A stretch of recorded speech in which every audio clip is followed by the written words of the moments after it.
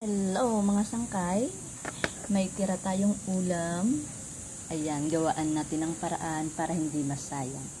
Tara, luto tayo ng sarsyadong galunggong. Ayan mga sangkay, mainiinit na akong kawali, may mantika na yan.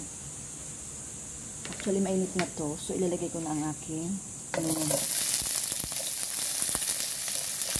isa lang natin.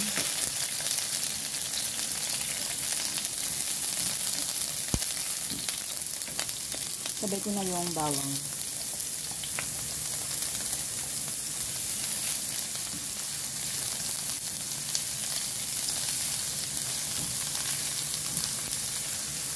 At kamatis.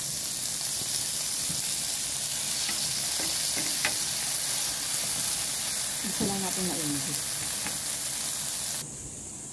Mga sangkay, lagyan natin ng ano. Lagyan ko na ng chicken powder.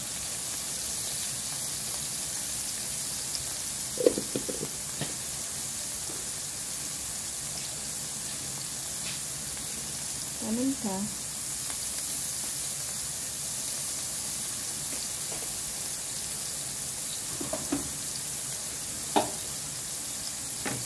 Haluin natin.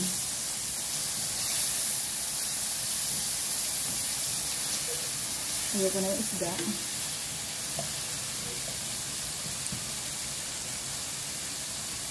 Lagyan na rin natin ng tubig.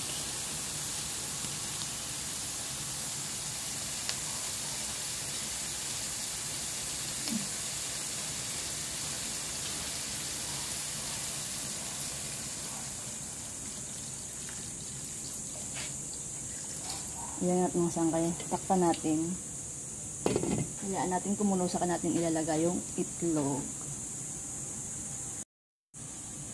Ayan mga sangkay, nilipat ko dito sa kabilang kalan. Kasi mahina ang apoy doon. So titikman ko, saka ko lalagyan ng nor ngayon. Tikman ko muna. May lasa naman na. Pero dadagdagan ko siya ng nor.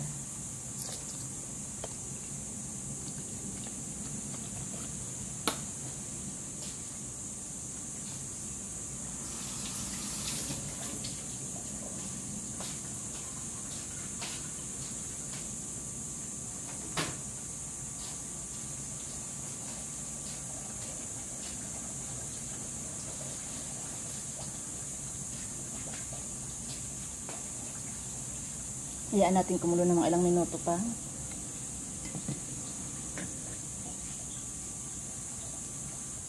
Ayan mga sangkay, after a years na pagpapakulo para lumambot ang kamatis, charot. Pumilipas na ilang minuto mga sangkay. Ayan na. Ayan. Nagkulay na yung ano niya. So ilalagay ko na yung itlog. Yung itlog nilagyan ko rin ng lasa yan. Huwag lang sana umalat, no?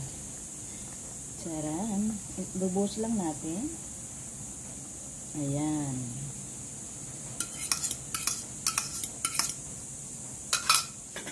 Ano natin para magbubuo.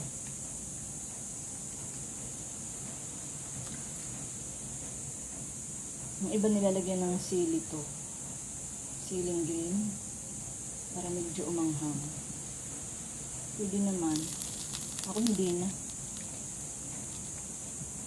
Ayan mga sangkay, puro itlog ang nakita ko. Ayan. Ayan, mabilisan maluto ang itlog. Ayan mga sangkay. May sarsyado, ang galunggong is done.